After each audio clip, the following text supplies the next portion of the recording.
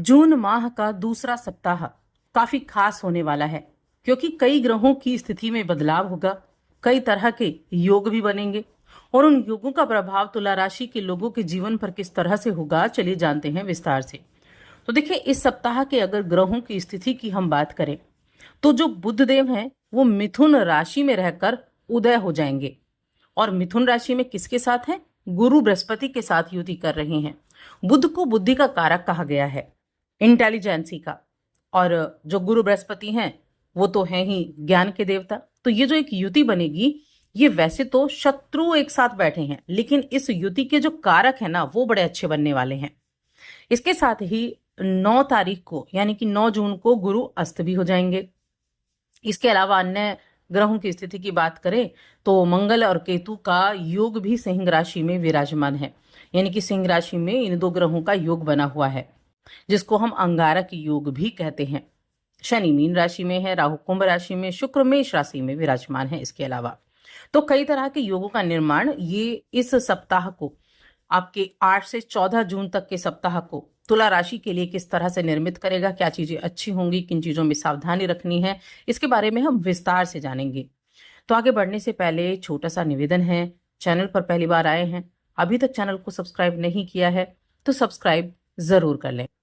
इसके अलावा देखिए, अगर देखा जाए तो 11 जून को ज्येष्ठ मास की पूर्णिमा तिथि भी रहेगी, जो बहुत ही खास दिन माना जाता है पूर्णिमा तिथि को। और ये जो ज्येष्ठ मास है ना, ये सबसे बड़ा, इसलिए तो ज्येष्ठ कहा गया इसको। तो ये महीना पूरा बड़ा विशेष होता है। तो पूर्णिमा तिथि भी रहेगी, इस दिन के बारे में भी हम जानेंगे कि क्या उपाय आप कर सकते हैं, क्या उपाय आपके लिए ज्यादा उत्तम रहने वाले हैं। अब जानते हैं हम राशिफल के बारे में। तुला राशि की बात कर रही हूं मैं। और आपकी राशि के स्वामी की अगर हम बात करें तो आपकी राशि के स्वामी मेष राशि में विराजमान है, तुला राशि के। तो देखिए, ये जो सप्ताह रहेगा, ये सप्ताह आपके लिए शुभ फल देने वाला सप्ताह होने वाला है। इसके साथ ही आपके साथ गुप्त रूप से भी चीजें होने वाली हैं। गुप्त रूप से यानी कि अचानक से कुछ ऐसी घटनाएं होने वाली हैं जो शुभ होगी, और आप अपने कार्यों को समय पर पूरा करने में सफलता हासिल भी कर पाएंगे।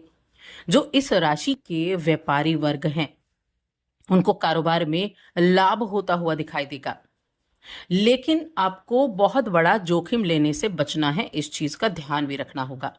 नौकरी पेशा लोगों को मन चाही सफलता और पदोन्नति मिलने की संभावनाएं भी बहुत अधिक इस सप्ताह में बनी हुई है।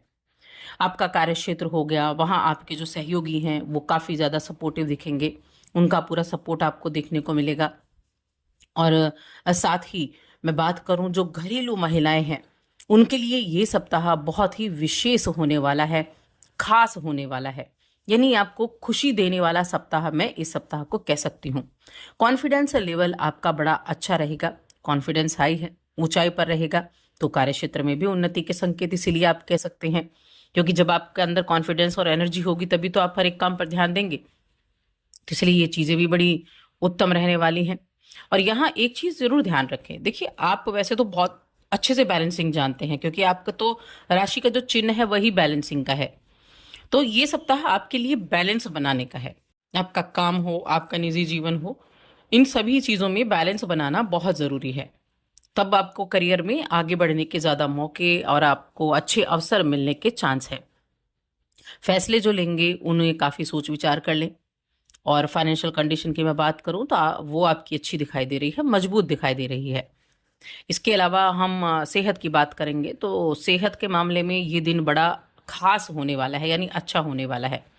देखिए, चंद्रमा की अगर मैं बात करूं तो देखिए, चंद्रमा मन के कारक कहे गए हैं, आकर्षक के कारक कहे गए हैं, और कई शुभ योग का निर्माण भी इस सप्ताह में कर रहे हैं। क्योंकि इस सप्ताह में सिंह राशि में मंगल की दृष्टि और वृश्चिक राशि में मौजूद चंद्रमा पर होगी, जिससे लक्ष्मी योग भी बनेगा। तो कहीं ना कहीं ये एक बड़े अच्छे योगों का निर्माण करेंगे, जो आपके जीवन में बहुत सी चीज़ों को ठीक करने का प्रयास भी करेगा। आपके जो रिलेशंस हैं उनको ठीक करने का प्रयास करेगा। अगर मैं रिलेशंस के बारे में बात करूं तो आपके दिमाग में काम का प्रेशर तो रहेगा, लेकिन काम का प्रेशर रहने के बावजूद आप अपने साथी के साथ बड़ा खुशी का पल बिता पाएंगे। आप कहीं उनके साथ बाहर घूमने फिरने के लिए इच्छा जाहिर कर सकते हैं। ऐसे में उनकी इच्छाओं को महत्व भी आपको देना चाहिए, और इच्छाओं को महत्व देंगे, साथ में कुछ ना कुछ जो विवाहित लोग हैं वो बड़ी यात्रा भी कर सकते हैं। यात्रा का प्लान आप बनाएंगे, यात्रा का प्लान बनाते हुए दिखाई देंगे। इस सप्ताह में जीवन साथी के साथ मिलकर आपको अपनी जो भी कुछ छोटी मोटी गलत फहमियां हो उन सबको दूर करने का प्रयास करना चाहिए। अगर किसी तरह की कोई ऐसी चीजें आपके निजी जीवन में चल रही हैं तो इन चीजों को आप सबसे पहले दूर करें, जिसकी वजह से आप अपने रिश्ते को अच्छे से नहीं रख पा रहे हैं। तो रिश्तों में दरार ना आए, इसका खास तौर से ध्यान रखें, क्योंकि ये जो समय अवधि है ना, ये आपके दाम्पत्य जीवन प्रेम को एक बार फिर से जगाने की है और बहुत अच्छी है, जिसके चलते आप हर एक विवाद को खत्म कर सकते हैं और अपने दाम्पत्य जीवन को एक सुखद और आनंदमय दाम्पत्य जीवन बना सकते हैं। तो उसके लिए भी मैं कहूंगी बहुत उत्तम रहने वाली है। अब देखिए, तुला राशि के जातक हेल्थ अच्छी रहेगी उनकी। हेल्थ संबंधी ऐसी कोई बहुत बड़ी प्रॉब्लम आपके लिए नहीं दिखाई दे रही है, बहुत अच्छी रहेगी। और साथ में जो शुक्र की सॉरी जो गुरु की और बुध की युति है, ये भी आपके लिए अच्छी रहने वाली है। इस युति के कारण आप अपने काम के द्वारा अच्छे से रिजल्ट प्राप्त भी कर सकते हैं। इस मामले में भी ये जो समय है ये अच्छा रहेगा। अब यहाँ अगर देखा जाए तो जो 9 तारीख का और 10 तारीख का दिन है, ये आपके लिए जीवन में खुशियां लेकर जरूर आएगा। परिवार का पूरा सपोर्ट भी आपको मिलेगा। उसके बाद हम बात करें मंगलवार बुधवार, आपकी इनकम जो है वो स्थिर रहेगी। इन दिनों में काम में सफलता भी मिलेगी और नए जो है वो मददगार संपर्क भी आपके बन पाएंगे, यानी कि एक अच्छी कनेक्टिविटी आपकी रहेगी। गुरुवार का दिन और शुक्रवार का दिन अगर देखें तो आप कॉन्फिडेंट रहेंगे अपनी हर एक चीज़ को लेकर। कोई भी काम आप कर रहे हैं किसी भी तरह से तो कॉन्फिडेंट रहेंगे, और कॉन्फिडेंस अगर व्यक्ति के अंदर है तो वो हर एक काम को कर सकता है। जब शनिवार की हम बात करते हैं तो शनिवार को आपके खर्चे बढ़ेंगे, बच्चों के लिए थोड़ी चिंता रह सकती है और उसी वजह से तनाव रह सकता है। तो शनिवार का दिन थोड़ा ध्यान रखना है, एक्सपेंसिव हो सकता है और बच्चा की शिक्षा को लेकर या किसी और वजह से बच्चों के लिए थोड़ा चिंता मन में रहेगी, जिसकी वजह से तनाव रहेगा। तो तनाव को आप दूर करें, इस दिन उपाय जरूर करें। बस इस दिन ऐसे एक काम करना है आपको, अकेले बाहर जाने से बचना है। इस चीज का अपने लिए ध्यान रखें।